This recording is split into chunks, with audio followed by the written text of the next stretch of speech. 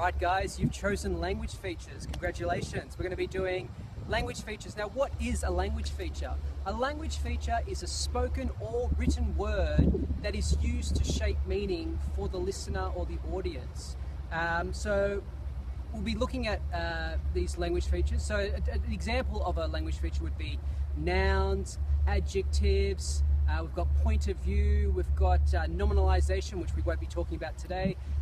We've also got inclusive language and repetition. Now, inclusive language and repetition are some of the main language features used in Paul Keating's 1992 speech. So we're going to be looking at those right now. Inclusive language. What is inclusive language?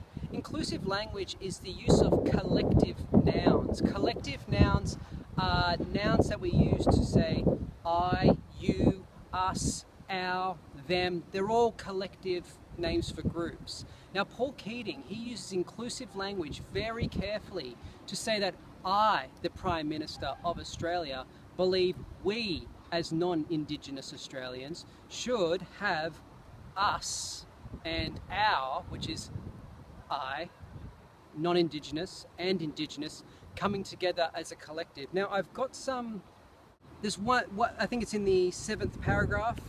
That is perhaps the point of this year of the world's Indigenous people, to bring the dispossessed out of the shadows, to recognize that they are part of us and that we cannot give Indigenous Australians up without giving up some of our own most deeply held values.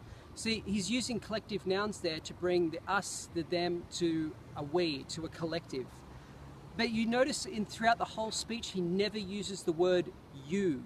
The reason why he doesn't use the word you is because it's about pointing fingers, and we don't want to be doing that. He's even mentions that he doesn't want to be talking about guilt, doesn't want anyone to feel guilty. So if you used to point the finger at you, then you'd feel guilt. So we don't want that. The only time that he ever uses the word you is when he's saying, thank you for listening. Repetition. What is repetition?